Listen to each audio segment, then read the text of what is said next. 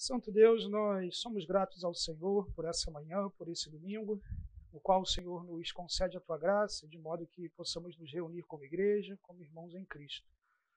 Somos gratos pela oportunidade de olhar para o livro de Salmos, aprender, ó Deus, a tua intenção através desse livro, aquilo que o Senhor preservou, inspirou, trouxe até nós. Pedimos, ó Deus, que o Senhor nos conceda uma boa disposição mental para poder entender e receber tudo aquilo que está na sua palavra e, sobretudo, uma atitude de fé e prática diante do que o Senhor coloca diante de nós. Nós te louvamos, ó Deus, em nome de Jesus. Amém.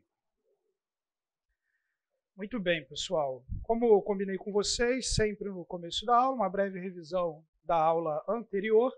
Até o presente momento, nós só tivemos introdução nesse curso. Então, as duas aulas que nós tivemos até então foram de introdução. Olhando aqui, eu vejo algumas pessoas que estão vindo a primeira vez. Recomendo fortemente que vocês assistam as duas aulas. Elas vão dar a base das discussões que nós vamos ter daqui para frente, e é onde todo o argumento a respeito da estrutura intencional do saltério e da relação intencional que existe entre os salmos está estabelecida, assim como algumas orientações de como ler o livro de Salmos e características nesse sentido.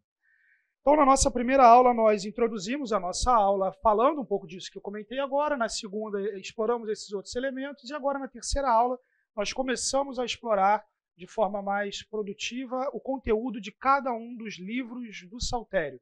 A começar pelo livro 1, cujo tema, então, é confrontação.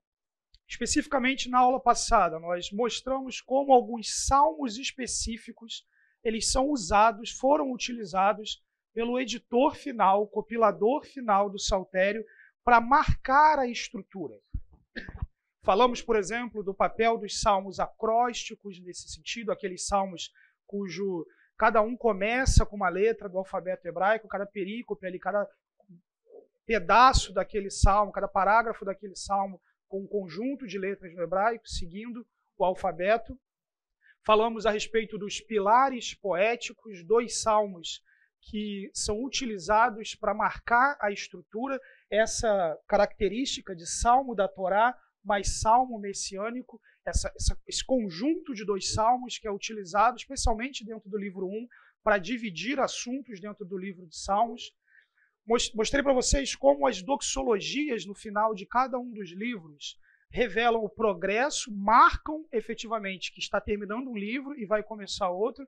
Vimos, inclusive, como a doxologia do livro 3 é extremamente marcante, uma vez que todos os livros vão terminando com uma doxologia, uma exaltação, uma expressão de adoração e louvor a Deus crescente. Mas quando a gente chega no livro 3, que é um livro caracterizado por calamidade, por destruição, com o povo no exílio, no cativeiro, você tem simplesmente uma expressão de bendito seja o Senhor. Falamos sobre o quão difícil é louvar ao Senhor no cenário da dor, mas ainda assim necessário. Conversamos sobre os paralelismos antitético, sintético, sinônimo, emblemático, a forma como a poesia hebraica funciona, como identificar isso dentro dos salmos. Alguns de vocês me mandaram mensagens durante a semana falando um pouco de como estava trabalhando com isso, tentando identificar, acho isso sensacional. Então, fiquem à vontade para fazer isso, eu vou ter alegria em respondê-los.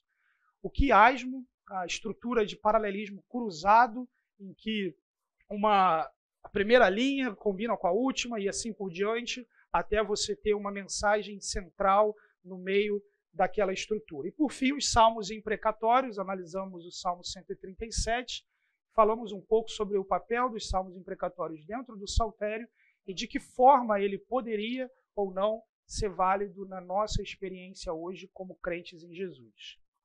E, por fim, terminamos pegando o filho, colocando no arco, jogando longe do outro lado da rua.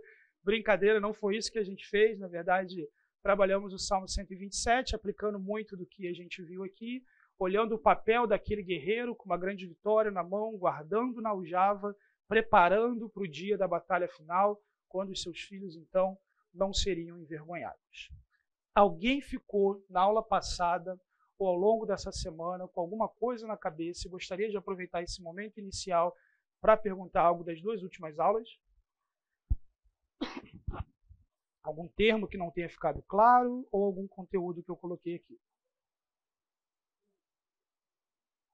Alguém falou algo ou impressão minha? Não? Muito bem. Os slides eles já estão no site da igreja, naquele link que eu coloquei na aula passada, e estarão aqui também no final dessa aula. Vamos lá então, pessoal. Já chegando no conteúdo dessa aula, o primeiro aspecto que eu quero falar com vocês a respeito do livro 1 diz respeito à sua introdução. Nós falamos um pouco da introdução do Saltério na aula passada, mas hoje a ideia é explorar realmente esses dois salmos que introduzem não simplesmente o livro 1 do Saltério, mas introduzem o livro de Salmos como um todo. Todo o conteúdo que vai ser trabalhado ao longo do livro de Salmos, ele está presente nesses dois salmos, de modo a estimular e preparar os seus leitores para aquilo que vai acontecer dali para frente. O Salmo 1 do Saltério, ele é aquilo que nós chamamos de Salmo da Torá, Salmo da Lei, e ele apresenta os dois caminhos diante de Deus. É um salmo que vai colocar o valor, o benefício que você tem em ouvir a palavra de Deus, em meditar na lei de Deus, em ter a sua vida caracterizada pela lei de Deus. E não somente isso, o Salmo 1 vai estabelecer um contraste entre aqueles que estão caminhando de acordo com a palavra de Deus e aqueles que, de forma absolutamente dissonante a isso, têm seguido seus próprios caminhos de impiedade, as consequências benéficas para aqueles que têm caminhado com Deus, as consequências maléficas para aqueles que têm caminhado distante dos propósitos de Deus, seguindo o seu próprio coração. Já o Salmo 2 é um salmo messiânico, um salmo que mostra que o rei messiânico ele vencerá os seus inimigos. Ainda que diante de aflição, ainda que diante de oposição, diante de inimigos, diante daqueles que intentam contra o seu reino, ele, por fim, será estabelecido, e uma vez estabelecido, o seu reino há de destruir os inimigos e, ao tempo dos inimigos, convidar alguns para a paz. Vamos explorar, então, um pouco o conteúdo do Salmo 1, o Saltério, então, como ensino e escritura. Isso é algo que tenho falado com vocês aqui. Normalmente a gente olha para o livro dos Salmos e pensa nele como música, simplesmente, é o inário de Israel. No entanto, ainda que ele tenha sido cantado em Israel, a razão pela qual Deus preservou o livro de Salmos não é para que ele seja o nosso inário. Ele preservou o livro de Salmos como revelação, como escritura, como ensino. E a introdução do Saltério já começa dizendo que você precisa meditar na palavra de Deus.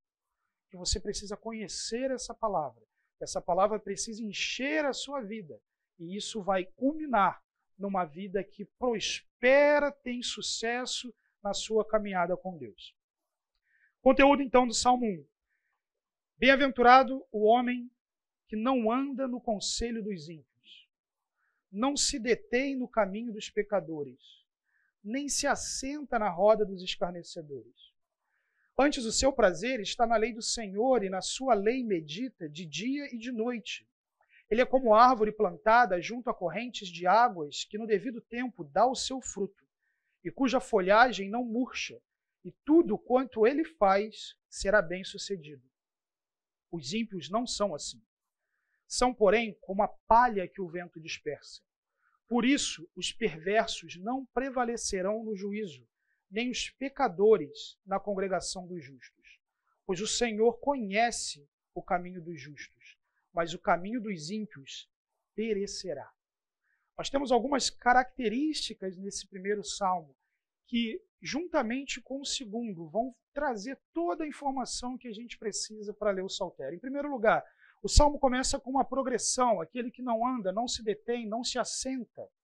Aquele cuja vida não é progressivamente, por fim, absolutamente caracterizada pela sua associação com os escarnecedores. No original, a ideia aqui de se assentar na roda é quase um jogo de palavras, de assentamento, ou seja, você constituir habitação em determinado local e você está sentado. É mais do que simplesmente puxar uma cadeira e sentar ali. É fazer parte daquilo. É entrar num universo, numa dinâmica de vida em que se andou, se permaneceu e, por fim, a vida passou a ser caracterizada como um morador residente do escarnecimento e da impiedade. Antes disso, essa pessoa é feliz porque o prazer dela, a satisfação dela está na lei do Senhor.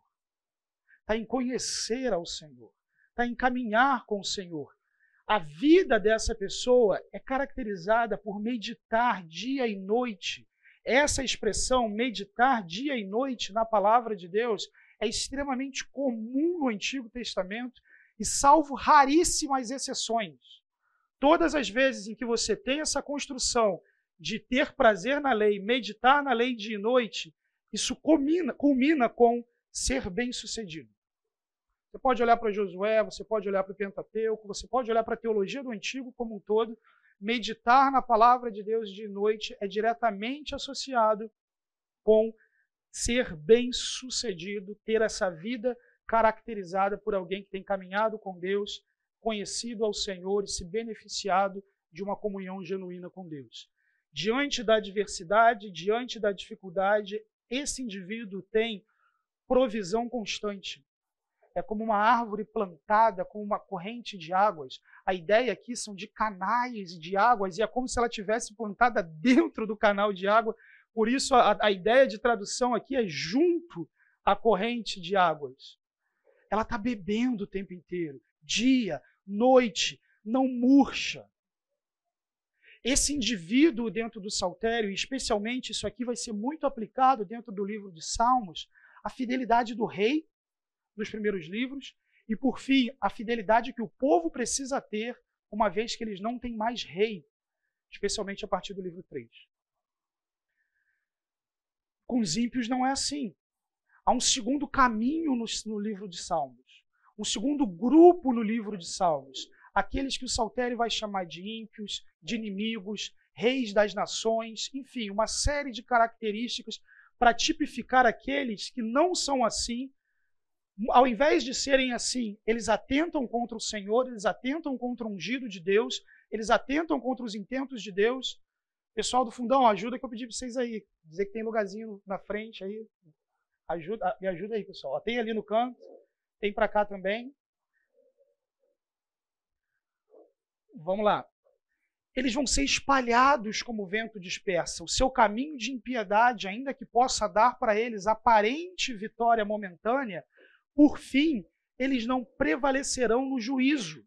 Eles não prevalecerão na assembleia dos justos. Aquela atitude inimiga do rei messiânico, aquela atitude inimiga caracterizada no saltério, ela vai ser julgada. Por fim, ela há de ser julgada. Essa estrutura ela vai ser vista especialmente na primeira metade do livro 1 e na segunda metade do livro 1.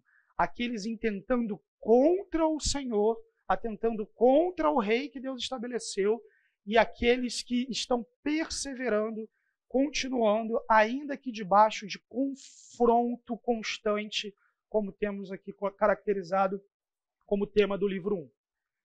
Qual é, então, a conclusão disso aqui? O caminho dos justos o Senhor conhece. Conhecer aqui é mais do que saber sobre. O Senhor está vendo, Ele aprecia, Ele está diretamente envolvido com aquilo.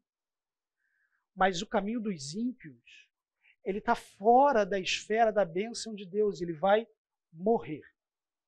O juízo de Deus contra aqueles que atentam contra o Senhor e o seu ungido é maximamente colocado ao longo de todo o saltério e, sobretudo, nessa estrutura que vai do lamento, livro 1, ao louvor final, no final do livro 5, o Senhor há de ser então glorificado e o caminho dos justos há de se alegrar na santidade de um Deus cuja glória enche toda a terra. Uma característica interessante aqui, gente, no livro 1. Eu já mostrei para vocês na aula passada sobre como os salmos da Torá, ele tem uma estrutura bem quadradinha dentro do saltério, quase que você só colocando um na frente ali, né? Então o Salmo 1, e o Salmo 19 e o Salmo 119 são os 3 salmos da Torá, e eles mostram como que a lei de Deus se relaciona com o salmista, com o povo de Deus. Mas tem algo bem curioso nesses salmos. O primeiro salmo, ele coloca com muita clareza isso. Se você obedece a Deus, se você tem caminhado com Deus, você tem um desfrute de vida com Deus. Mas o caminho dos ímpios perece. Salmo 19, que nós vamos explorar mais à frente, é um dos salmos mais importantes do livro 1, você não tem menção nenhuma ao ímpio. Você só tem o salmo falando do benefício da lei. A lei do Senhor é perfeita e revigora a alma, os testemunhos do Senhor. ele só vai falar da beleza, do benefício, do poder, daquilo que você recebe por efetivamente conhecer a palavra de Deus. Mas o Salmo 119, ele mostra algo diferente. Normalmente, quando a gente lê o Salmo 119, o que a gente fala? Ele é um salmo que exalta a palavra de Deus, todos os seus versículos falam da Bíblia. No entanto, a gente perde de vista algo muito importante no Salmo 119, que é o salmista. Se você ler com atenção esse salmo, você vai perceber que é um cara que está sofrendo. E que ele está apresentando um contraste entre a vida dele, o sofrimento dele e a obediência dele à palavra. Então, de certa forma, esse indivíduo do Salmo 1, por alguma razão, aqui, ele está obedecendo e está sofrendo. Ele está obedecendo e, humanamente, ele está perecendo. Ele está tendo dificuldade, ele está sendo caluniado, ele tem inimigos. Mas, ainda assim, a palavra de Deus é isso, os testemunhos do Senhor é isso, os preceitos do Senhor são isso. Os salmos da Torá são colocados já apresentando o fluxo do relacionamento dos seres humanos com a lei de Deus nas suas mais diferentes esferas. Conhecer a palavra do Senhor, meditar na lei do Senhor, implica, sim, em sucesso, em desfrute da graça e do poder de Deus, mas isso não implica em ausência de dor, de sofrimento, muito pelo contrário, muitas vezes vai ser o imenso valor do testemunho da palavra de Deus que vai encaminhar a fidelidade desse servo a um justo sofrimento para a glória de Deus. Salmo 119 fala sobre o sofrimento de alguém em obediência à palavra do Senhor. E temos então o Salmo capítulo 2, que esse confronto vai ser colocado ainda de uma forma mais intensa. O confronto entre o rei messiânico e a oposição mundana e diria também satânica. Salmos capítulo 2, versículos 1 a 3, a palavra de Deus nos diz: porque se amotinam os gentios e os povos imaginam coisas vãs. Os reis da terra se levantam e os governos consultam juntamente contra o Senhor e contra o seu ungido, dizendo: rompamos as suas ataduras, sacudamos de nós as suas cordas. Após posicionar o Salmo 1, introduzindo o conflito dos dois caminhos e o destino de vida dos dois caminhos, o Salmo 2 agora apresenta o conflito entre os gentios e os povos que se amotinam e se levantam contra o Senhor e contra o rei messiânico, contra o seu ungido. O que eles querem é se libertarem dessa opressão do governo de Deus. O que eles querem é estarem fora do domínio do Senhor e do seu ungido. O Salmo 2 introduz esse conflito da forma mais ampla possível e que vai ser explorado e desenvolvido ao longo do livro 2. Desculpa, do livro 1. Versículos 4 e 5. Aquele que habita nos céus se rirá, o Senhor zombará deles. Ele então lhes falará na sua ira e no seu furor os turbará. Prefira traduções aqui, gente, cujo tempo esteja no futuro, tá? Algumas traduções colocam isso já no presente, o Senhor ri deles, mas é importante o futuro aqui, primeiro, porque é assim que está no original, segundo, porque isso apresenta uma dimensão escatológica.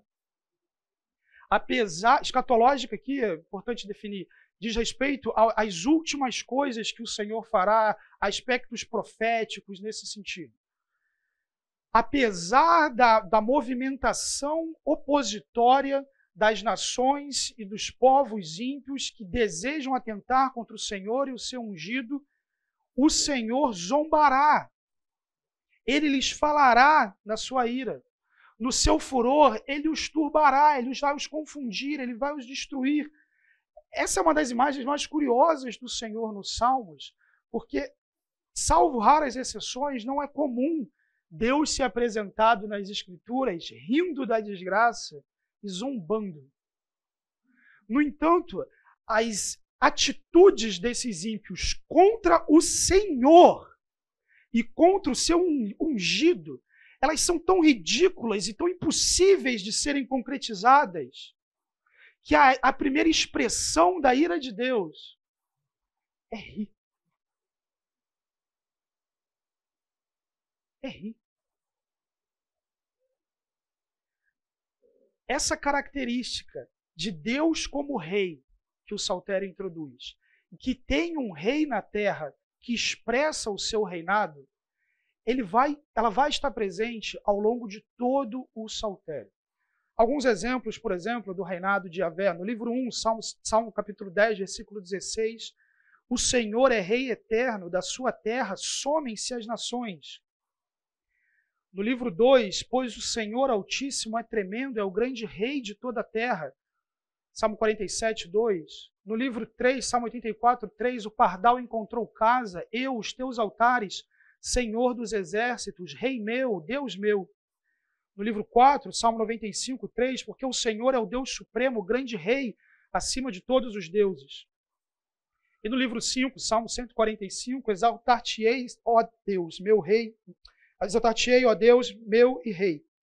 O teu reino é o de todos os séculos, e o teu domínio subsiste por todas as gerações. Essa característica, Deus é o Rei, ela é importante não somente para o livro 1, mas se vocês ainda estão na memória da estrutura do saltério como um todo, ela vai ser especialmente importante no livro 4, que o povo precisa amadurecer, crescer e entender que não tem mais monarquia davídica na terra. Não tem mais rei dominando no trono de Jerusalém, que eles agora são uma nação vassala de uma potência estrangeira. E de que nesse cenário eles precisam olhar e dizer, mas mesmo assim, Deus é rei, e esse rei que está dominando sobre a gente está debaixo do meu rei. Esse amadurecimento precisa acontecer, e isso já acontece como introdução do saltério no livro 1. Qual é a resposta do Senhor? Por onde essa resposta do Senhor passa?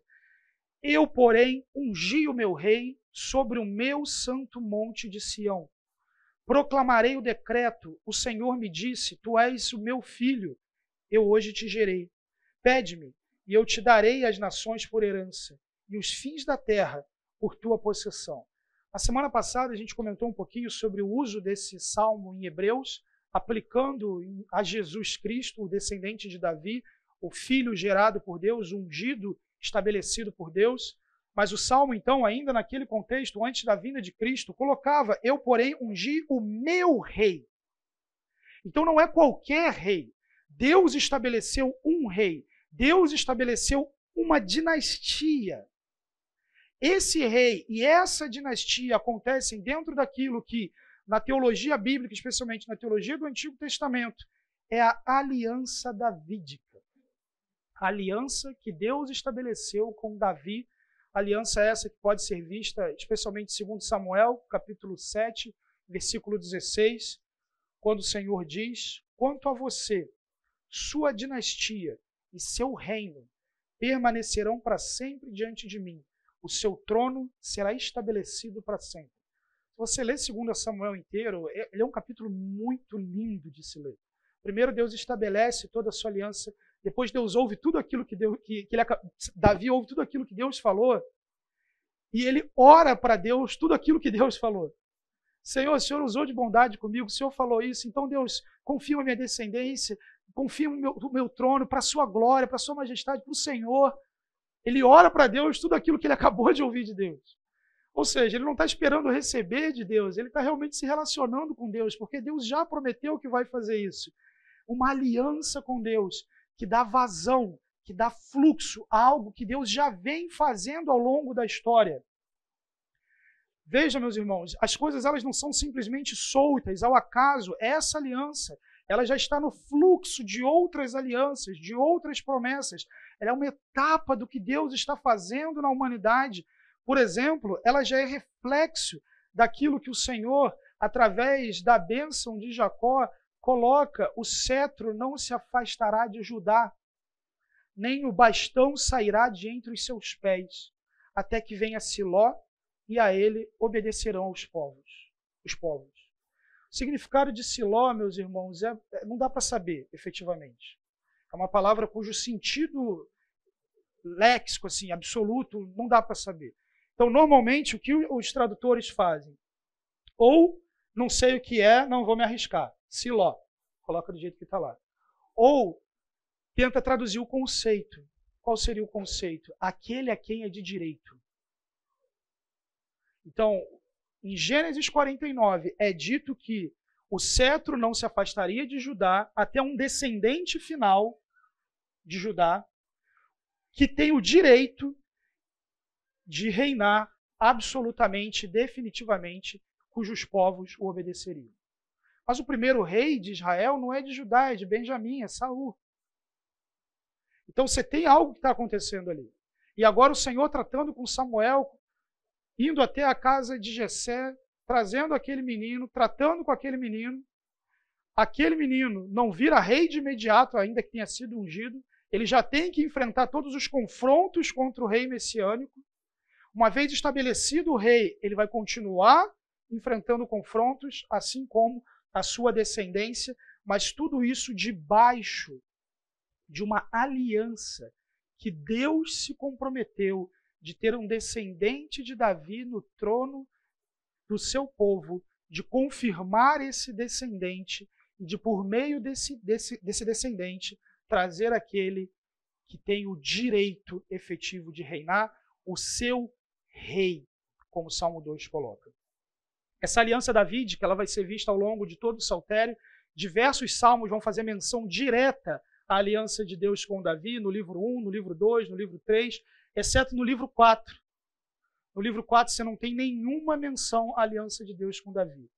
Por quê?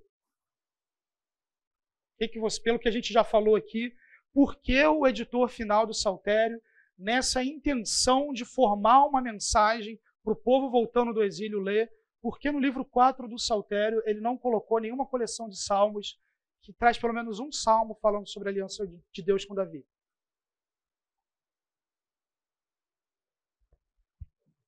Ninguém se arrisca? Eu acho legal que vocês falam um com os outros, né? Mas não falam comigo, né? Como nós temos falado aqui, gente, o livro 4 ele é muito importante para o Saltério inteiro e cada livro contribui para a mensagem total dele, mas justamente por isso, porque eles agora não estão vendo mais o rei. Eles precisam se apegar a outros aspectos dessa aliança, que é Deus como rei. E como temos repetido aqui desde a primeira aula, a aliança davídica só seria cumprida se Deus fosse o rei. E isso está presente também na introdução do Saltério. Eu, porém, ungi o meu rei no meu monte. Monte Sião, na teologia do Antigo, ele é extremamente relacionado com o governo, o reino, a santidade, o local da habitação de Deus. Tem um paralelo interessante que a gente não vai explorar aqui, que é justamente Davi, quando estabelecido como rei, trazendo a Arca da Aliança de volta para Jerusalém, a arca em que Deus é entronizado entre os querubins, mas o Senhor diz que ele estabeleceu o seu rei no seu monte, e esse rei que ele estabeleceu no seu monte está debaixo de um decreto, e esse decreto confirma aquela bênção que nós lemos em Gênesis 49, do descendente de Judá que reina sobre os povos. Qual que é a imagem que está sendo construída no Salmo 2, de 6 a 8? A imagem da fusão dos tronos. Novamente, a aliança davídica é cumprida tendo Deus como rei. Muitas coisas que Davi falou a respeito dele e das expectativas dele não foram cumpridas nele, não poderiam ser cumpridas nele, e inclusive são usadas pelos autores do Novo Testamento para falar de Cristo. Por exemplo, no Salmo 16, quando Davi fala, Salmo 17, quando Davi fala, não permitirá que o seu servo veja a corrupção. E no Novo Testamento, os autores vão dizer, ele morreu, ele viu a corrupção. Davi falou isso olhando para frente, falando de Cristo. Esse trono precisa ser fundido. E isso já está presente não só na teologia do Saltério, mas na própria teologia da aliança davídica. Seu descendente, 1 Crônicas 29 e 23, Salomão, a palavra de Deus diz, Salomão assentou-se no trono do Senhor, como rei em lugar de Davi, seu pai. Ele prosperou e todo Israel lhe obedecia. O trono do rei humano é chamado de um trono que pertence a Deus. O trono que ele sentou não é simplesmente o trono de Davi, o trono de Salomão, é o trono de Yahvé, é o trono do Senhor, não é simplesmente um centro político de poder e domínio, é uma responsabilidade messiânica diante de Deus. Esse trono pertence ao Senhor. Qual a imagem que nós temos, então? O rei messiânico assentou-se no trono do Senhor em uma dimensão física. Na sua vinda, na sua morte e ressurreição, o Messias ressurreto assentou-se no trono de Davi em uma dimensão espiritual. Quem pode ler para a gente Atos capítulo 2, versículos 29 a 31?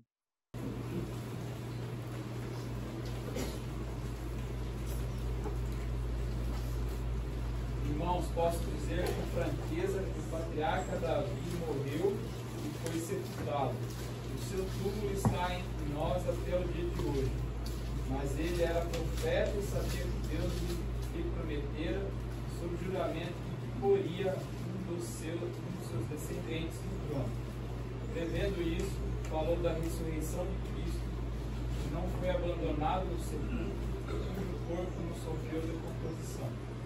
Ok, então Davi, Pedro no seu sermão em Atos 2 está olhando para o livro de Salmos, olhando para o que Davi escreveu e está olhando para esse trono que pertencia a Davi, está olhando para a aliança davídica. Olha quanta teologia tem aqui no sermão de Pedro.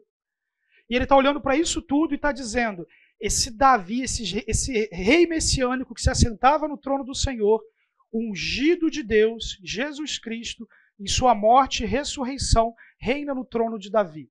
Mas espera, o trono do Senhor que Salomão senta é uma cadeira igual a essa que vocês estão sentados, só que muito mais bonita.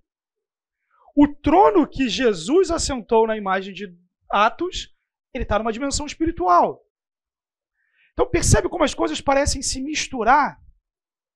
A imagem da teologia do Antigo é de que o rei messiânico, ele exerce os papéis de um rei que reina numa dimensão física e espiritual, a fusão dos tronos em que a aliança davídica é por fim cumprida com Deus reinando, assim na terra como nos céus, em dimensão física e espiritual, e por fim nos novos céus e na nova terra. O rei estabelecido, cujo, como os salmos dizem, do Senhor é a terra, tudo que nela há, o mundo, todos os que nele habitam. Ele é o Senhor dos senhores, absoluto, que reina sobre todas as hostes espirituais da bondade, da maldade. É aquele por quem nós respiramos, nos movemos, existimos. Ele é o Senhor absoluto sobre tudo. E ele reina, e não há trono humano que não se sujeite ao seu domínio, muito pelo contrário, seja numa esfera espiritual, seja na esfera mundana. Ele reina e o seu domínio se estende pelos séculos dos séculos, de modo que o intento dos ímpios de atentar contra esse rei é risível. Ele ri, ele zomba, porque ao seu tempo, esse rei cujo trono é fundido, esse rei que tem todo o domínio, o Salmo 2 diz, tu os esmigalharás com uma vara de ferro, tu os despedaçarás como um vaso de oleiro. Agora, pois, ó reis, sede prudentes, deixai-vos instruir juízes da terra, servi ao Senhor com temor, alegrai-vos com tremor, beijai o filho, para que se não ire, e pereçais no caminho, quando em breve se acender a sua ira. Bem-aventurados todos os que nele confiam. Vocês percebem os ecos aqui com o Salmo 1? Em primeiro lugar, esse rei messiânico vai trazer juízo. O caminho dos ímpios vai perecer. A ira de Deus será derramada. Ele, na expressão física do seu reinado, ele vai esmagar como uma vara de ferro. E na dimensão escatológica final, a ira de Deus derramada o culminará em um cenário em que maldade alguma há de passar desapercebidas aos olhos do juiz de toda a terra. Sirvam ao Senhor com tremor, alegrai-vos com tremor, beijai o filho. Olha que curiosa essa imagem. O mesmo público que está ouvindo, você vai ser esmigalhado, está ouvindo, vem acertar suas contas com Deus. Dá tempo ainda. A ira dele ainda não se derramou. Se você tem a imagem da estrutura do saltério na sua cabeça, esse é o livro 2, que a gente vai estudar semana que vem. O convite aos inimigos para participarem da aliança. Na introdução do saltério, Livro 2, também contemplado com aqueles que são os inimigos do povo de Deus, que serão esmigalhados, sendo convidados a servirem ao Senhor com temor e alegria, e se alegrar nele com tremor. Nós, gentios, que estávamos alheios às alianças e à promessa, e que fomos feitos participantes pelo sangue de Jesus, nós estamos sendo convidados. Pois não. Essa imagem que o povo de Israel tinha do Davi como o que se assenta no trono do Senhor, depois seu filho Salomão, e enquanto eles estivessem diante do Senhor, a dinastia teria esse representante, vamos dizer assim. Onde que para essa representação? Bom, no cativeiro. Você primeiro tem o reino dividido, quando você tem a divisão entre Israel e Judá. Todos os reinos de Israel são reinos que não são reis. Todos os reis de Israel são reis que não seguiram o coração de Deus. É a introdução de cada vida de cada rei que a gente tem lá em Crônicas. E os reis davídicos, você tem os que seguiram o coração de Deus e os que não. Mas, efetivamente, Israel é destruído pela Síria e Judá é levado para o cativeiro na Babilônia. Você ainda tem descendentes de Davi, Jesus é um descendente de Davi. No entanto, você nunca mais vai ter um trono de Davi em que um descendente de Davi vai ocupar. A única coisa mais parecida com isso não é um descendente de Davi, é a revolta dos Macabeus, em que foi o maior período pós-exílio em que Israel viveu sem ter uma nação estrangeira dominando sobre ele. Mas aí depois vem Roma, pega tudo e chegamos no Novo Testamento. É basicamente isso. Querendo aplicar assim para os nossos dias, essa construção dessa imagem que Deus faz, do trono que é ocupado ao mesmo tempo, o trono que é do Senhor, mas é ocupado por um ser humano, você entende que isso é uma ferramenta didática para esse tempo e não tem aplicação prática hoje? Não, tem muita aplicação prática hoje. Eu não vou explorar muito isso hoje, porque é bastante o tema da nossa última aula, os salmos como escritura cristã. E a gente vai explorar um pouco de como essa esperança messiânica se cumpre em Cristo, como a gente já tem falado aqui, e como que nós agora, participantes da nova aliança, já fazemos parte do reino de Deus, a gigantesca teologia do reino que você tem no Novo Testamento, e de qual é a consumação desse reino. Então, mas esse assentar de Cristo no trono, eu ainda espero esse assentar. Sim. Então ela não se consumou. Essa é uma dimensão que a gente, normalmente, nos estudos de escatologia, se usa o termo já e ainda não.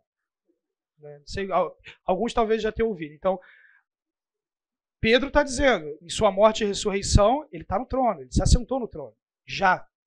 No entanto, os seus inimigos ainda não foram colocados aos seus pés, a morte ainda não foi vencida, uma série de coisas ainda não aconteceu, de modo que esse reino ainda vai ser consumado. Por isso, ainda não. Ok? Então, já e ainda não. A gente vive hoje num momento em que muitas das expectativas messiânicas do Antigo Testamento já foram cumpridas. E ainda vivemos num tempo em que outras serão cumpridas. De modo que o Saltério tem muito a dizer para a gente.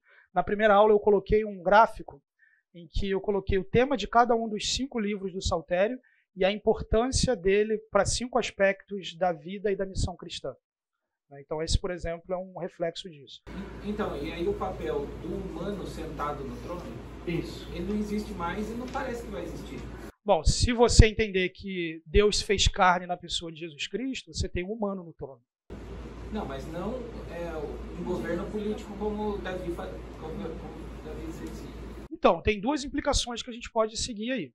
E aí a gente entra já numa dimensão mais teológica, digamos assim. Vou só concluir isso aqui e libero para o intervalo, tá, gente?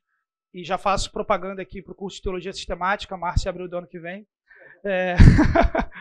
Mas alguns vão olhar para aquele texto de Atos e entender que as expectativas de um reino físico, de ter um rei na terra, que é Deus, se cumpriram completamente. A consumação que eu falei vai acontecer em outra dimensão. E outros vão entender que vai existir um reino físico na terra também, e que isso seria, inclusive, necessário para o cumprimento de algumas profecias. Então, aí você tem 2 pontos de vista. Eu não tinha entrado nele até então, justamente porque esse aspecto mais pontual, a gente não precisa matar e morrer por isso. A gente vai matar e morrer, brincadeira, ilustração, pelas outras coisas que eu comentei, do fato de que ele é rei, de que ele reina, de que ele vai consumar o seu reino, de que vai ter um juízo, tudo isso, essas questões mais amplas. Então, do que você falou, aí tem briga, né? Tem dois pontos de vista diferentes. Intervalo, gente? Do livro 1 do Saltério, a gente tem a primeira coleção de salmos davídicos, então, do capítulo 3 ao capítulo 41. Né, essa primeira, ou seja, a gente está tirando 1 e 2 daqui, entendendo que o 1 e 2 é a introdução do Saltério inteiro, e o conteúdo do livro 1, especificamente, seria os capítulos 3 a 41. Qual que é a estrutura central que é possível identificar dentro do livro 1? Nós temos duas grandes coleções de Davi dentro de uma mesma coleção no livro 1 dos Salmos. O primeiro vai de 3 a 17, ele é dividido por um pilar poético, a gente definiu que era isso na introdução, que é composto por um salmo da Torá e um salmo messiânico, salmo 18 e salmo 19. Então nós temos a segunda parte da coleção davídica, de salmos 20 a 41. Uma série de coisas mudam da primeira parte para a segunda, quando você tem esse pilar poético, e por fim você tem diversos salmos acrósticos, metade de todos os salmos acrósticos do Saltério estão presentes no livro 1, e eles marcam subdivisões dentro do livro 1 do Saltério, assim como eles servem também, têm um papel estrutural em outros livros de dentro do livro de Salmos. Qual que é a dimensão desse confronto que nós temos falado aqui, que é o tema do livro 1? 30 dos 41 salmos fazem menção a inimigos como ímpios, adversários ou inimigos em si. Então, a maioria deles tem uma relação direta a um tipo de ameaça. Dos outros 11, 3 implicam na presença de inimigos, ou seja, tem uma ameaça que não é caracterizada diretamente como inimigo, mas o rei está debaixo de perigo. E 5 se referem diretamente à morte, ao perigo de morrer. Então, a ideia de que há um confronto entre o rei messiânico e diversas esferas, ela é extremamente presente no livro 1 dos Salmos, e ele dá vazão a um aspecto que é central na teologia do Antigo Testamento. Eu vou passar muito rápido aqui por isso, mas eu tenho certeza que se você já leu a Bíblia, já leu o Antigo Testamento, você vai conseguir perceber isso com maior clareza. Você tem no livro 1 do Saltério, no que diz respeito a Davi, os seus descendentes, a expressão do conflito entre o descendente da mulher e os descendentes da serpente, talvez o maior miteia aí, centro temático da teologia bíblica do Antigo Testamento. Tem muitos esforços para se definir qual é o centro da teologia do Antigo Testamento, mas esse é possivelmente um dos que mais tipificam a unidade do texto, ao trabalhar esse conflito entre essas duas sementes e o exercício pactual de Deus de estabelecer a semente prometida. Onde que isso aqui acontece? Lá em Gênesis capítulo 3, versículo 15, quando o Senhor, no cenário da queda de Adão, Eva, ele diz: porém, inimizade entre você, serpente, e a mulher, entre a sua descendência e o descendente dela, este lhe ferirá a cabeça e você lhe ferirá o calcanhar. A gente normalmente olha só o aspecto do proto-evangelho, como é colocado aqui, ou seja, a primeira menção, profecia, expectativa de um descendente que pisaria na cabeça da serpente. No entanto, há uma inimizade acontecendo.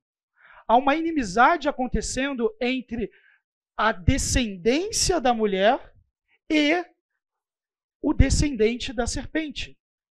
Esse descendente, na verdade, da serpente e da mulher. Esse descendente da mulher feriria a cabeça da serpente. Mas no processo de ferir a cabeça da serpente, ele teria uma ferida mortal. Essa é a ideia de uma serpente pegando um calcanhar. Não é um machucadinho, é uma morte. A esperança nessa promessa ela é vista ao longo de todo o Antigo Testamento. Em primeiro lugar, logo depois disso, Adão dá que nome para a mulher? Eva. Palavra que deriva da ideia de vida, mãe dos viventes. Ao falar isso, Adão está expressando a sua confiança no quê? De que dela vai vir vida, de que dela vai vir o descendente. Não somente isso, ela tem o primeiro filho, o nome que ela dá para Caim indica alguém que é o designado, indica alguém que é aquele que está sendo esperado. Abel é como se fosse um sopro, já tem quem precisa. Para onde as atenções da serpente se voltam? Para Caim. Caim mata Abel. Você tem Sete, que é o substituto, a esperança continua. Você tem genealogias marcando o começo de Gênesis. Você tem marcas editoriais falando de problemas nessa... Marcas editoriais não, você tem adendos ali sendo colocados a respeito dos problemas presentes nessas gerações. Você chega em Gênesis capítulo 6 e você tem um problema geracional. Os filhos de Deus, os filhos dos homens, os filhos de Deus se interessaram pelas filhas dos homens e tiveram filhos com elas. Muito possivelmente, nesse dificílimo texto, um cruzamento entre a linhagem de Sete e a linhagem de Caim sobre forte influência satânica. Então, há uma movimentação satânica muito forte nesses 11 primeiros capítulos de Gênesis contra a semente, contra o descendente. Uma inimizade muito grande. Isso culmina no dilúvio. A família de Noé entra naquele barco. Eles são preservados. Se tem só aquela família, o foco está sobre ela. Eles descem daquela arca, ele planta uma vinha, fica bêbado, sem cão Jafé, um deles vê a nudez do seu pai. Expressão que pode significar desde ver alguém nu até estuprá-lo. Ele recebe uma maldição da parte de Deus, mas ainda os seus 2 filhos têm bênçãos. Ao desenvolver da história, fica mais claro de onde vai vir o descendente. As atenções se recaem sobre ele. Você tem a história patriarcal, Deus chama Abraão, Deus promete para Abraão família. E diz que na família de Abraão, as famílias da terra seriam abençoadas. A história de Abraão se desenvolve, você tem Isaac, você tem Jacó. E com Jacó você tem os 12 patriarcas, e com todos eles o conflito contra a semente, infertilidade. Você tem adultério.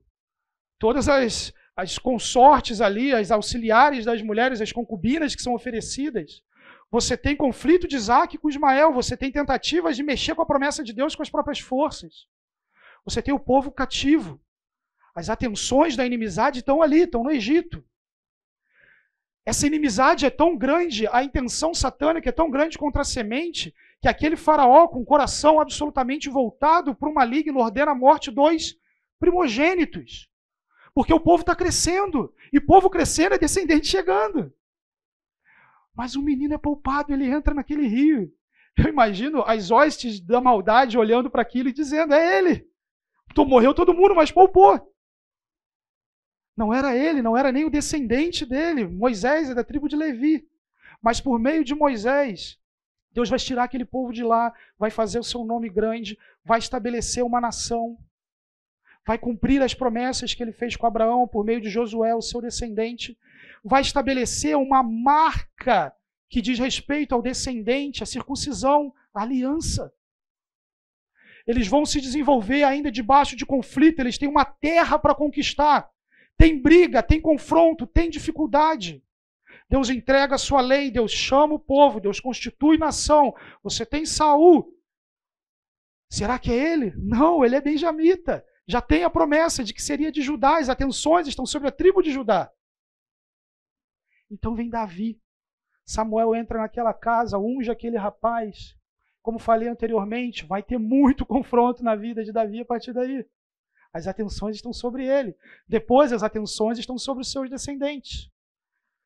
Qual tola vitória Satanás provavelmente não pensou que teve no cativeiro quando a descendência de Davi se tornou absolutamente dispersa, e qual pavor seu coração não deve ter tido quando aqueles magos do Oriente compareceram diante de Herodes e disseram, a gente viu, a gente soube do rei, e o que ele faz? Ele faz a mesma coisa que ele fez no Egito, ele manda matar as crianças.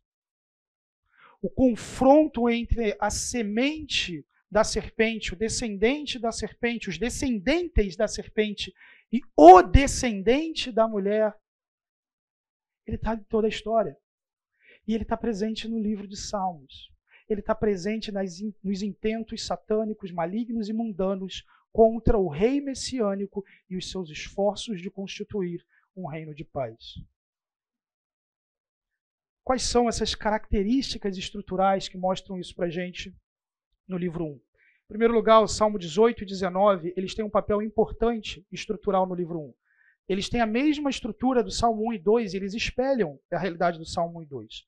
Você tem a união de um salmo messiânico com um salmo da Torá dividindo os dois livros. A partir dessa divisão, você tem uma mudança em toda a terminologia. Primeiro, você passa a ter uma forte inclinação messiânica e real. Segundo, muda o que fala sobre lei. Segundo, muda o que fala sobre ensino. Você tem a Torá sendo colocada muito forte ali, e você tem muitos textos falando sobre aprender a lei, sobre caminhar com Deus e tudo mais. Não somente isso, mas o Salmo 19, ele vai servir como protótipo da palavra de Deus nos Salmos. Os textos que ele vai colocar sobre o que é a Bíblia é o que todos os outros salmos vão usar para se referir à Bíblia. Então, o que ele coloca ali sempre vai estar presente em salmos da Torá, em salmos que falam da lei, alguma coisa nesse sentido. O Salmo 18, gente, ele é basicamente uma reprodução daquilo que está registrado em 2 Samuel 22. Alguém lê para a gente o título aí do Salmo 18? Lembra, não é o título em negrito do tradutor, é o título que está em itálico na sua Bíblia, que é o que está presente na Bíblia hebraica. Lê o título para a gente aí, por favor, do Salmo 18.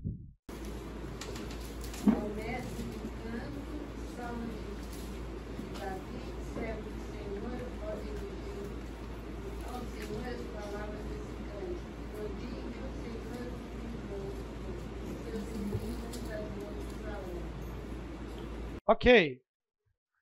Vamos agora alguém aqui da frente, lembra o pessoal da frente também. Metade de lá já ouviu, agora metade daqui. Para o mestre de música de Davi, servo do Senhor. Ele cantou as palavras desse cântico ao Senhor, quando este o livrou das mãos de todos os seus inimigos e das mãos de Saul. Ok, livrou das mãos de todos os seus inimigos e das mãos de Saul. Muito provavelmente é uma referência não ao momento da vida de Davi que ele não teve problema, muito pelo contrário, mas sim no momento em que ele foi livre de Saul e dos inimigos que se encontravam naquele cenário. O editor final do Saltério posicionou estrategicamente o Salmo 18 junto com o Salmo 19 nessa seção do livro 1 de Salmos, e a partir dali dizer o quê? Que uma vez que Davi foi estabelecido como rei, agora a briga mudou. Agora você tem rei ali, você tem rei de verdade ali. Você tem rei ali que briga de verdade. Você tem rei ali que confia em Deus. E essa é a tônica dos salmos a partir do Salmo 18. Salmo 19, então, você tem aqui um breve cruzamento entre o que é colocado nele e o que é colocado em outros salmos. A Torá, a lei de Javé, o testemunho, o estatuto de Javé, os preceitos de Javé, os mandamentos de Javé, o temor de Javé, o julgamento, a ordenança de Javé, de modo geral, os termos que ele vai colocar são aqueles que vão permear todo o saltério. E também uma terminologia real e messiânica. O Salmo 18, 50 coloca: é ele quem dá grandes vitórias ao seu rei e usa de misericórdia para com o seu ungido, com Davi e sua posteridade para sempre. Ou seja, usar de misericórdia com Davi e sua posteridade é a expressão da aliança davídica. Não é só com ele, é com os seus descendentes. E ele dá grandes vitórias. Ele foi estabelecido como rei para vencer. Essa terminologia messiânica e real e messiânica, ela, após o pilar poético 18 e 19, entra em cena com o rei provando, desfrutando de vitória. Salmo 26, agora sei que o Senhor salva o seu ungido. Salmo 29, o Senhor dá vitória ao rei. Na tua força, Senhor, o rei se alegra. O Senhor é o refúgio, o salvador do seu ungido, 28:8. O rei confia no Senhor, 21:7. E logo depois, então, desse pilar profético, desse pilar poético, do rei ser estabelecido, da vitória messiânica ser colocada, apesar do confronto, nós temos aquela coleção de salmos reais que a gente explorou na primeira aula, daquela pirâmide poética, então dessa coleção de salmos do 20 ao 24, em que no 20 ao 21 você tem uma relação clara das aflições presentes no reino do ungido. No 22 é um dos salmos mais messiânicos que você tem no Saltério. Diversos trechos dele acontecem no cenário da crucificação, as aflições do Messias, e por fim, no 23 e 24, você tem o reino de Javé. Eu falei aflições antes, tá, gente? Reino do ungido, aflições do ungido, reino de Javé, e veja bem, novamente, a ideia do rei humano, do Messias, do rei divino, dentro do Saltério, essa junção, essa mescla que com frequência acontece dentro do livro dos Salmos. Ensino vai acontecer de forma diferente a partir daí. A partir daí você começa a ter salmos clamando a Deus para a absorção da lei de Deus. Conhecer os teus caminhos, ensina-me, Senhor, o teu caminho, instruir-te-ei e te ensinarei, eu vos ensinarei o temor do Senhor. Isso muda efetivamente, especialmente, depois vocês olham com calma, com o Salmo 25, que é um salmo acróstico, respondendo o valor da palavra de Deus do Salmo 19, logo depois dessa coleção de salmos reais. Então depois você olha lá, pega o Salmo 19, coloca o 25 do lado, aquilo que é colocado como o que a palavra de Deus é no 19, é respondido no 25 como aquele que está desfrutando desse tipo de coisa. Então, entre essas duas coleções, você tem também essa estrutura. Além disso, gente, começa a aparecer salmos de confissão de pecados. Antes desse pilar poético, você não tem confissão de pecado nos salmos. A partir dali, o rei está diante de Deus, o povo está diante de Deus, e eles se apresentam diante de Deus também em confissão de pecados. E Yahvé como a rocha, um elemento poderoso de estabilidade que reforça os aspectos da continuidade pactual, também acontece somente após 18 e 19. A rocha apresenta a estabilidade da aliança, Deus como garantidor e realizador. Por exemplo, em Gênesis 49, a rocha deu vitória a José, Moisés cantou sobre a fidelidade de Deus como a rocha, Ana, mãe daquele que ungiria os reis, confiou na rocha. As últimas palavras de Davi, lá em 2 Samuel 23, fazem menção à rocha de Israel. Então, ao mencionar a rocha de Israel aqui, o compositor, ao colocar esse salmo aqui, na verdade, o editor final do Saltério, ele está retomando papéis pactuais e papéis de alta continuidade da história do povo na relação com Deus. Deus até então não havia sido estabelecido como rocha no Saltério, e uma vez que ele aparece aqui, ele passa a aparecer em diversos outros lugares do livro dos Salmos. Qual é o papel do livro dos Salmos acrósticos dentro do livro 1? Já falei que metade deles estão no livro 1, a outra no livro 5. Como vimos, todos os salmos da criação do livro 1, eles estão logo antes de um salmo acróstico. O salmo da criação é aquele que exalta o papel criador de Deus e tudo mais. Salmos que exaltam a Deus pela sua obra criadora. E eles são usados no livro 1 para subdividir as coleções.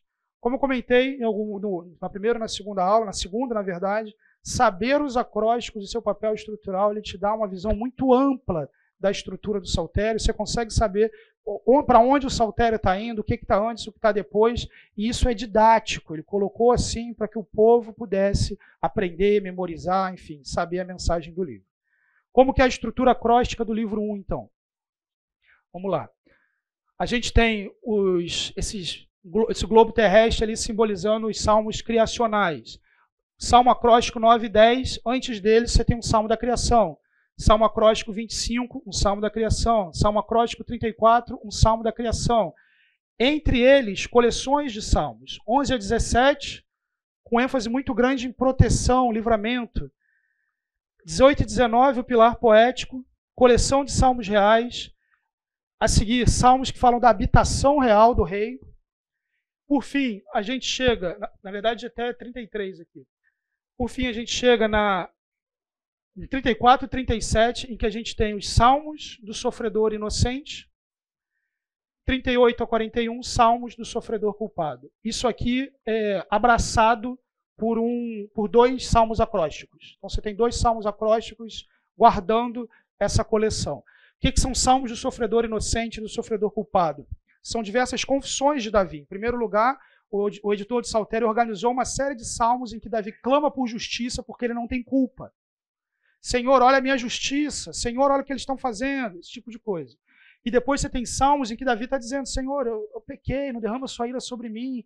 Deus, olha, me livra, me perdoa. Eu estou sofrendo, meus inimigos. Então, esse tipo de característica. Então, novamente, gente, veja como é organizadinha a coisa, como o livro de Salmos não é um depósito de Salmos que simplesmente alguém foi lá, juntou tudo e entregou para a gente. Tem muita inteligência presente ali. Perguntas aqui, antes da gente expor a conclusão do livro 1, Salmo 41, que é o salmo que eu vou trabalhar com vocês hoje. Joia, para quem está a primeira vez aqui, a gente sempre termina a aula com a exposição de um salmo. Fizemos do 23, fizemos do 127, hoje do 41. Na semana passada eu arrumei problema com o pessoal de educação de filhos, né? Essa daqui talvez eu vá arrumar uma promoção social, vamos ver. O Vladimir está ali no fundo, nesse ritmo, até o final do curso, estou demitido. Brincadeira. Não vou arrumar problema promoção social não, gente, mas vamos lá. Salmo 41, então, a aflição de Davi e a traição do ungido. Vamos começar, que nem a gente fez na semana passada, vamos olhar algumas traduções. A NAA, bem-aventurado é aquele que ajuda os necessitados, o Senhor o livra no dia do mal. Revista Corrigida, bem-aventurado é aquele que atende ao pobre, o Senhor o livrará no dia do mal. Como é feliz aquele que se interessa pelo pobre, o Senhor o livra em tempos de adversidade. Abençoado é aquele que considera o pobre, o Senhor o livrará em tempos de dificuldade. Alguém consegue perceber diferenças ali que a tradução pode colocar para a gente? Atender ou interessar, né? Ok, atender ou se interessar. Joia. Mais o quê? Livra, livrará. Joia. Um está no presente, outro está no futuro. Ajuda o necessitado e esse do pobre, porque o necessitado pode não ser pobre. Sim, pode ter outras esferas de necessidade além de pobreza. Exatamente isso, gente. Parabéns. Se o Elcio puder trazer bombom na próxima aula, a gente dá para vocês aí. Eu não quero fazer isso, que essa é a assinatura dele ali. Mas, exatamente, vocês mataram aqui diversos aspectos que é importante nessa tradução. Melhor leitura para a gente ter. Feliz é aquele que considera o necessitado. Primeiro porque a palavra ali, embora com frequência signifique pobre, a ideia dela é mais ampla e o contexto do Salmo sugere necessidades que estão além da pobreza física, que estão relacionadas eventualmente com a pobreza, mas não é somente pobreza. O necessitado é melhor. Considera. Essa é uma palavra que vai fazer bastante diferença na interpretação desse Salmo. Ela pode ser usada como ajudar. Pode ser usada. No entanto, o uso mais comum dessa palavra é pensar sobre aquilo. Olhar para uma circunstância, ponderar sobre uma circunstância. Por que ela pode significar ajuda? Porque, eventualmente, ponderando numa circunstância, esse é o ideal, inclusive, você toma uma decisão prática. Ponto e vírgula. Lembra dos paralelismos e tal. O Senhor o livrará do mal. Quem o Senhor livrará do mal? Ok, então a gente já viu que tem duas possibilidades. Quem considera o pobre, o necessitado, né? Ou aquele que está precisando. O necessitado, Deus pode livrar, ou efetivamente quem está considerando. O feliz, vamos colocar assim, que aqui no caso é o rei. Vamos continuar lendo. O Senhor o livra em tempos de adversidade. O Senhor o protegerá e preservará a sua vida. Ele o fará feliz na terra e não entregará ao desejo dos seus inimigos. O Senhor o susterá, em seu leito de enfermidade da doença restaurará. Do que ele deseja ser livre, esse necessitado? Livre da adversidade, protegido, ter a vida preservada, feliz na terra, não entregue aos inimigos, sustentado na doença, curado. Então, o Salmo está dizendo que ou, a gente ainda não virou a porta aqui, a chave aqui, ou aquele que reflete nesses aspectos, considera, vai provar disso daqui, ou que aquele que está necessitado vai provar disso daqui. Num certo sentido, as duas ideias elas estão presentes. Por quê? A imagem que o Salmo está colocando é que é feliz, e os versículos que eu vou colocar logo a seguir vão mostrar de que forma é feliz aquele que considera o que Deus faz na vida do necessitado. O Senhor o livrará. Vai livrar do quê? Vai livrar de quê? Vai livrar disso aqui. Ele sempre vai fazer isso? Não. Mas ele está constatando uma realidade. O Senhor livra. E aí, o que o salmista faz? Ele apresenta a necessidade dele. E a necessidade dele são aquelas que é feliz quem reflete. Eu disse, misericórdia, Senhor, cura-me, pois pequei contra ti. Os meus inimigos dizem maldosamente ao meu respeito quando ele vai morrer. Quando vai desaparecer o seu nome? Sempre que alguém vem visitar-me, fala com falsidade, enche o coração de calúnias, depois sai espalhando-as. Todos os que me odeiam juntam-se, cochicham contra mim, imaginando que o pior me acontecerá. uma praga terrível o derrubou, está de cama, jamais se levantará. Pensa bem, Davi está reagindo ao que ele pensou. Se a solução, se ele tem todos os problemas que o necessitado tem, se a solução para se livrar disso fosse ajudar de forma prática o necessitado, ele não ia pedir misericórdia para Deus. Ele iria ajudar o necessitado, iria para Deus e diria: Deus, seguinte, paguei, quero receber. Deus, eu fiz as coisas que preciso fazer para ser livre, eu preciso dessa liberdade, então me livra. Mas o que Davi está fazendo é o seguinte, ele está no confronto, esse é o tema do livro 1. Ele está sofrendo, ele pode estar adoecido ou debaixo de calúnia de adoecimento. A sua vida está em risco. E diante dessa vida em risco, como alguém que medita na palavra, medita na ação de Deus, ele sabe que Deus livra necessitados. E é feliz quem comparece diante de Deus de forma necessitada e clama pela intervenção de Deus. Então Davi, com a mente cheia da palavra de Deus, vai até Deus e ora até Deus, sabendo da atuação de Deus, e clama a Deus: Senhor, olha a minha vida, olha a minha necessidade, faz comigo como eu sei que o Senhor faz. Me livra, me cura porque eu pequei, me tira dessa condição. Não só isso, o texto segue: até o meu melhor amigo, em quem eu confiava e que partilhava do meu pão, voltou-se contra mim. Mas tu, Senhor, tem misericórdia de mim, levanta-me para que eu lhes retribua. Sei que me queres bem, pois o meu inimigo triunfa sobre mim. Por causa da minha integridade me sustens e me pões na tua presença para sempre. Louvado seja o Senhor, o Deus de Israel, de eternidade a eternidade. Amém e amém. O Salmo 41 conclui o saltério. Lembrem da integridade do texto, da teologia do livro 1. Conclui o saltério com o rei necessitado da intervenção de Deus, clamando por misericórdia. Esse é o fechamento do livro 1. Se você olhar o Salmo 42, você tem uma alma angustiada, que não tem resposta para a angústia dela. O Salmo 43, falando dessa alma, dando vazão a essa alma angustiada, que não tem resposta. Porque estás abatida, ó minha alma? Espere em Deus. O que esse salmo, vamos pensar naquelas 3 dimensões, ele fala a respeito de Davi e ele fala a respeito da aplicação prática com o pobre. Em primeiro lugar, é óbvio que refletir a respeito da situação do pobre e ver que Deus o livra e não fazer nada é algo muito doloroso, especialmente porque a forma como Deus livra, cura, intervém, protege, enfim, é de forma mediada. Ele cura através de outras pessoas, ele livra através de outras pessoas, ele levanta da doença, ele sustenta financeiramente. Ele pode fazer isso de forma direta? Sim, mas normalmente ele faz por meio da vida de outras pessoas.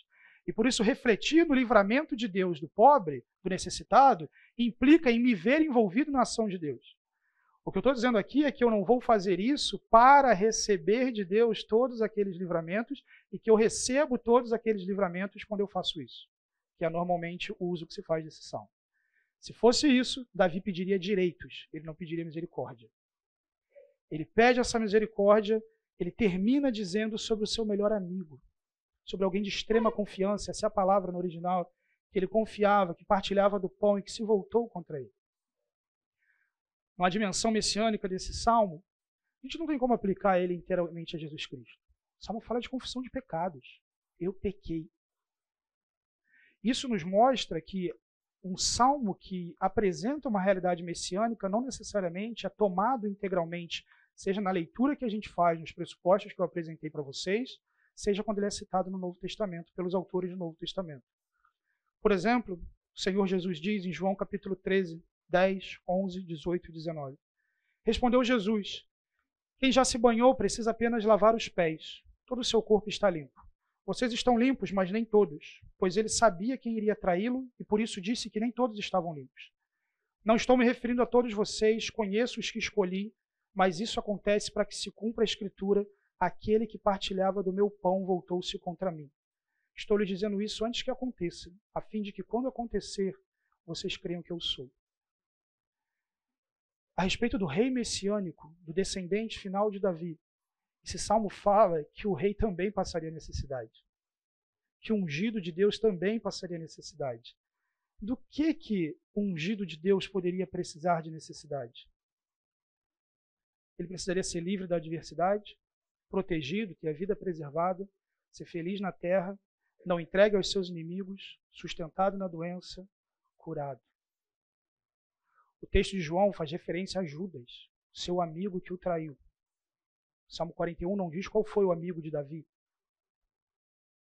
mas fala a respeito de uma traição profetizada nos Salmos. Traição essa que colocou o ungido num cenário de necessidade. Por que o ungido de Deus se encontrava no cenário de necessidade? Novamente, eu gostaria de fazer uma relação com Isaías, daquilo que eu comentei na primeira aula, da influência da teologia de Isaías no editor final de Saltério. Texto muito conhecido que a gente poderia ler inteiro, mas não vai ser o caso. Versículos 10 e 11 de Isaías 53 diz: Contudo, foi da vontade do Senhor esmagá-lo e fazê-lo sofrer. Embora o Senhor faça da vida dele uma oferta pela culpa, ele verá sua prole, prolongará seus dias. A vontade do Senhor prosperará em sua mão. Depois do sofrimento da sua alma, ele verá a luz e ficará satisfeito. Pelo seu conhecimento, meu servo justo justificará muitos e levará a iniquidade deles. Se você olhar especialmente os versículos anteriores de Isaías 53, você vai ver uma série de descrições. Ele tomou sobre si as nossas enfermidades. O castigo que nos traz a paz estava sobre ele. Diversas das necessidades do rei messiânico pedindo misericórdia de Deus no Salmo 41 estão sobre o rei messiânico final, descendente final, Jesus Cristo, expresso em Salmos 41, profetizado em Isaías 53, vivido em João, nos Evangelhos. Em última instância, o rei messiânico, Davi, clamou por misericórdia. Pode ser que ele tenha recebido a misericórdia de Deus. Mas a semente final, o Siló, aquele a quem é direito, ele não teve esse livramento. Ele sofreu, ele morreu, ele tomou sobre si a doença, ele recebeu o escárnio, a mentira, a difamação, ele tomou sobre si toda a vergonha pela qual Davi clamava contra ele e a vergonha dos seus próprios inimigos. Mas, em última instância, esse rei messiânico, que debaixo disso tudo, porque agradou ao Senhor fazer isso por nós, ele morre debaixo dessa condição. Mas ele não permanece morto. Em última instância, o rei messiânico é livre da adversidade, é protegido, tem a vida preservada, é feliz na terra. Hebreus nos fala que pela alegria que lhe estava proposta, ele suportou. Ele não foi entregue aos seus inimigos, muito pelo contrário, ele venceu os seus inimigos, ele desceu até o Hades e declarou a vitória, ele expôs as potestades, principados, os seus inimigos, a vergonha naquela cruz, ele rasgou o escrito de dívida que nos era contrário, ele venceu os seus inimigos e ele há de derrotar no seu retorno glorioso o último inimigo, a morte, que nos atentam como seu aguilhão, mas onde está a morte, a sua vitória? Ele foi sustentado na doença que tomou sobre si, a nossa doença, o nosso pecado. Mas ele ressuscita em um corpo glorioso, corpo que tipifica e expressa a beleza da glória que nos aguarda em nossa ressurreição. Ele foi curado. E nessa condição de livramento, cura, proteção, livramento, comunhão com Deus, ele vivo tem poder para que cada um de nós compareçamos diante de Deus, pedindo misericórdia. E o rei messiânico, que não recebeu naquela cruz misericórdia, e na ressurreição, ele tem poder para chegar para você e te dar essa vida. E diante dele, você pode pensar como salmista, refletir na ação de Deus, refletir no livramento de Deus e clamar pelo livramento de Deus, porque ele te deu acesso a esse Pai. Muito mais do que ajudar o necessitado para receber bênçãos de Deus, o Salmo nos ensina o quanto nós somos necessitados do livramento de Deus e como o Senhor Jesus Cristo, debaixo de traição naquela cruz, nos livrou. Amém? Finalizo aqui com o Salmo 16. Tenho sempre o Senhor diante de mim, com ele a minha mão direita. Não serei abalado. Essa é a razão da alegria que trago no coração e no íntimo exulto de prazer. Assim meu corpo repousará em paz, porque tu não me abandonarás na profundeza da morte, nem permitirás que o teu santo sofra decomposição. Tu me fizeste conhecer o caminho da vida, a plena felicidade da tua presença e o eterno prazer de estar na tua destra. Essa é a alegria do nosso Senhor, a alegria recebida pelo Messias. Os slides dessa aula, meus irmãos, estão nesse link. O outro link é uma estrutura do saltério. Deixa eu falar um negócio para vocês. Muito do que eu estou falando nessa aula, e o título dessa aula, vem desse livro, A Estrutura e Teologia dos Salmos, do Palmer Robertson. Eu vou colocar na semana que vem um link para a bibliografia do curso inteira. Então vai ter tudo que eu estou usando aqui no curso, caso você queira procurar saber mais. Mas em português, o que você vai encontrar é esse aqui. O Fábio entrou em contato com a Cultura Cristã. Ele vai fazer uma compra para quem quiser comprar. Só que a Cultura Cristã não faz consignado, a igreja tem que comprar primeiro. O preço que ele conseguiu foi de R$ 63. Na internet tem mais caro e tem mais barato do que isso. Tem lugar que está 85 na internet, tem lugar que está 59. Se vocês quiserem, eu preciso que vocês deem o nome de vocês, e ao dar o seu nome, está sendo um pacto de que você vai ficar com o livro, porque senão vão ter que pagar para você. Tá joia? A lista de presença está correndo, então você faz uma estrelinha do lado do seu nome na lista de presença, e aí eu já vou saber que você vai querer. Tá, então, aí você vem aqui no final, quem quiser, e faz isso, tá bom? Porque não vai ter papel para distribuir, gente. Deixa eu orar com vocês mais uma vez. Quem precisa sair, fica à vontade. Vamos lá? Senhor Deus, nós te agradecemos pela aula que tivemos, que o Senhor nos instrui na sua palavra, pela sua graça e misericórdia. Pedimos a Deus que ao longo desse domingo possamos refletir e desfrutar da sua bondade. Te louvamos em nome de Jesus. Amém, Pai.